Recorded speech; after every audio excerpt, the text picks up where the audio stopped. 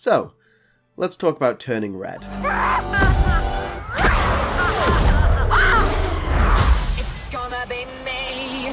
Turning Red is a brand new animated feature by Pixar, centering around a girl called Mei, who is a Chinese Canadian. She's a normal girl living in the early 2000s until one day she wakes up and turns into a giant red panda. The rest of the film basically centers around her dealing with this part of who she is and trying to hide it from her mother, who disapproves and wants her to get rid of the red panda spirit. The giant red panda is, of course, a very clear metaphor for periods, which, isn't something I'm really that knowledgeable about, and so I won't bother talking about the intricacies of that here. If you know, you know. If you don't, you don't.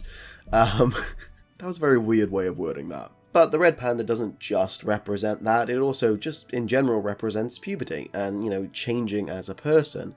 Whether that be, discovering that your sexuality is different to what you may think, or just, having different interests, or just, it's just growing up.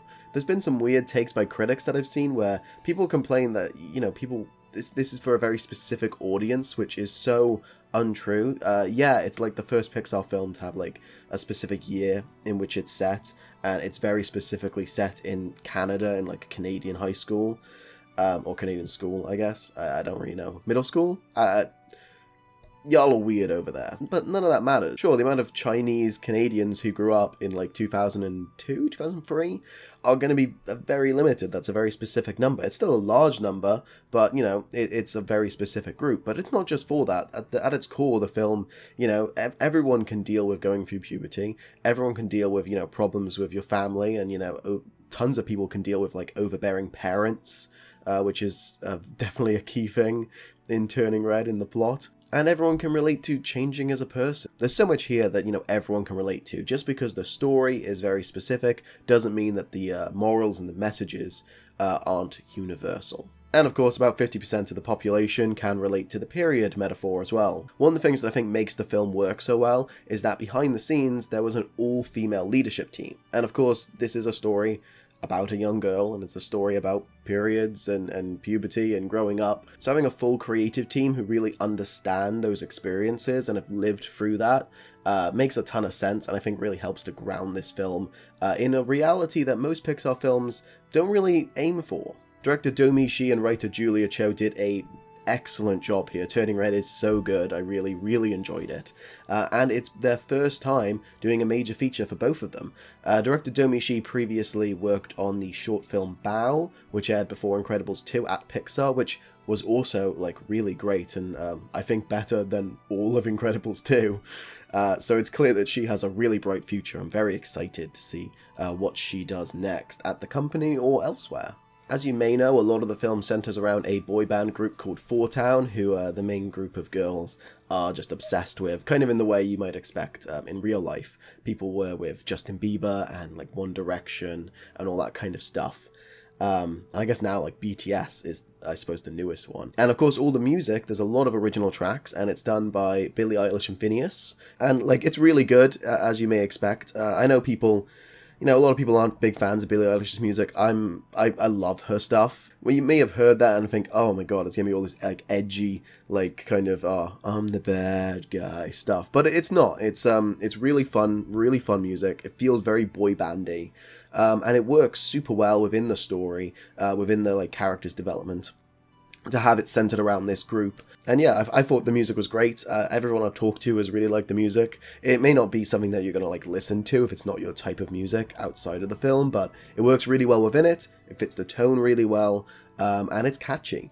The film itself, the actual animation, looks beautiful. I mean, Pixar have always had a great track record. Their films are always like at the cutting edge of animation when they release. You look back at them now, obviously animation, particularly 3D animation, always ages kind of poorly as technology goes. The same with video games, it's just how it works. So you look back at like the original Toy Story, that film looks so empty, it feels empty, like that world doesn't feel like a real world. It definitely feels like sets. That's, I don't think, is going to be a problem with Turning Red, because the film looks so gorgeous, it's so beautiful.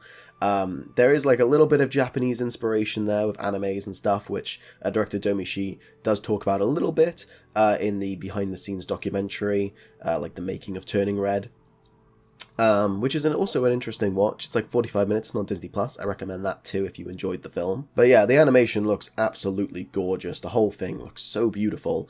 And I've noticed in the credits, they actually thank IMAX for all their help, which is just tragic. When, you know, that's clearly like a relic from when the film was meant to be released in cinemas and was meant to be released on IMAX and be seen on this massive screen. And then Disney just pulled it and were like, no.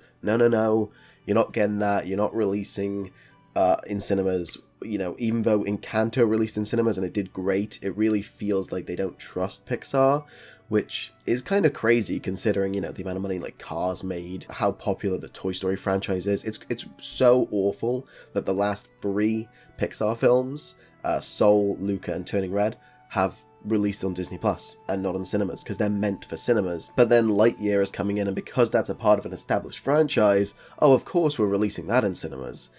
Hopefully after Lightyear, the rest of Pixar's movies do release in cinemas like they should, because they look so beautiful. Seeing Turning Red on a massive screen with that brilliant surround sound in IMAX would have been incredible. Instead, I had to watch it on my TV, which, you know, is a pretty nice size, but like, it's not the full cinema experience that you would want with a story like this. Of course, on the animation side, Turning Red released in 2022, which obviously means that the majority of the production was held during the COVID pandemic, which means pretty much everyone was working at home. Now, film is all about collaboration, and especially working at a company like Pixar, you know, when you have so many people animating each project, it's definitely about collaboration. Communication is key there. So something pretty fun that Domee Shi, the director, did was she held weekly updates over Zoom for the majority of the crew. Everyone would tune in, they'd have a cup of tea or a cup of coffee or whatever, breakfast, and they do a catch-up not only on what's happening in everyone's lives, if there's any birthdays happening that week, you know, if there's any like big events, you know, like July 4th or whatever happening, they would celebrate that. But then, of course, they would also discuss the movie, how production is going, what they're behind on, what they're ahead on, and all that kind of stuff, so that everyone is in the loop. Of course, the film itself is just a lot of fun. I felt the characters were very relatable, felt very human, but something about Turning Red and about the relationships between the characters feels so natural and so like informed by reality. They don't try and hype it up to make it like better for the movie, better for film, make it more dramatic. It is just human, and so what that really means is that so much of the film is low stakes. You know, the only real thing is, oh, May will either have the panda spirit or she won't have the panda spirit. That's it. And most of it is family drama and like friend drama that feels natural and feels real. And I really love how low stakes it is. You know, it makes you be able to feel much more comfortable in the world and relate to those characters and bond with those characters much easier, because so much of it is downtime and so much of it is just talking, which is strange for an animated feature because, you know, usually when you're doing animated, you're doing it because, you know, you couldn't realistically do this in live action. But Turning Red isn't about that. Turning Red is, I have the story to tell, I know what I want it to look like, and it looks like this. And it works super well. I really, really, really like it. And it's just a very entertaining time that I recommend you go and see. And ultimately, at the end of it, I was left wanting more. Not only of the characters, not only of the world, not only of the animation, but of the writer and director.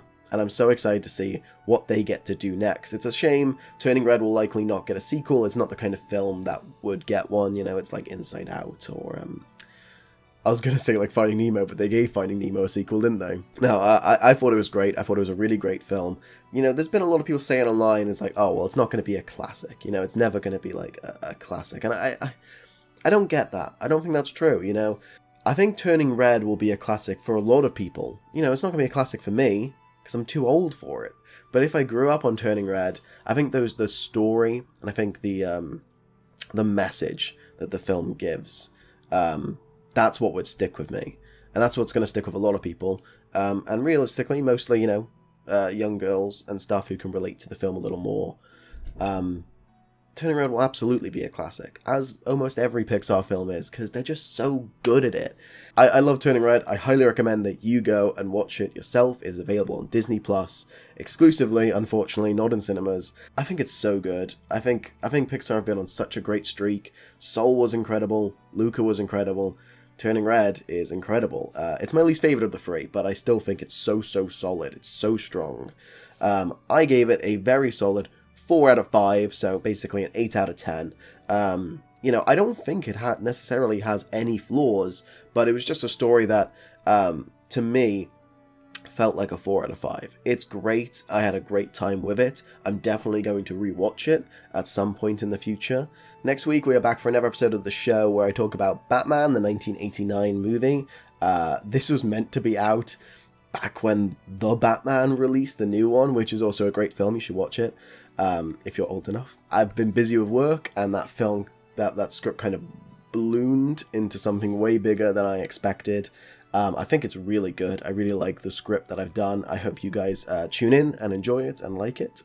I just really wanted to come at you today with some free flow thoughts on Turning Red because I really enjoyed the film. I know it wasn't super concise or like anything like that, but I just had a great time watching the movie and I wanted to talk about it a bit, and hopefully you guys will watch it and enjoy it. Anyway, thank you so much for watching. I do appreciate it. If you did enjoy, I would appreciate if you dropped a like down below. It really helps out with the whole YouTube algorithm. And of course, if you want to see more of what I do, I think I'm going to do a few more of these kind of like free-flowing videos. But I also do a series called The Show, where I do more in-depth looks at movies. I'll talk a lot about the behind the scenes of the film, how they shoot certain things, about the casting, about the directing, about the writing. And of course, I also do a review of the film, and I do a walkthrough of the events of the film, giving my own kind of little bit of color commentary. And I hope you guys tune in for that. Next week's is Batman, and after that we have a few magic-based ones with Fantastic Beasts and Where to Find Them, The Witch, Kiki's Delivery Service, and finally Doctor Strange. So that's a whole month of magic, and we got some very exciting things planned. So I hope you tune in for that, and of course subscribe so you don't miss those videos. I'd appreciate that. But thank you all so much for watching. Until next time, guys, I'm Craig, signing off. See ya.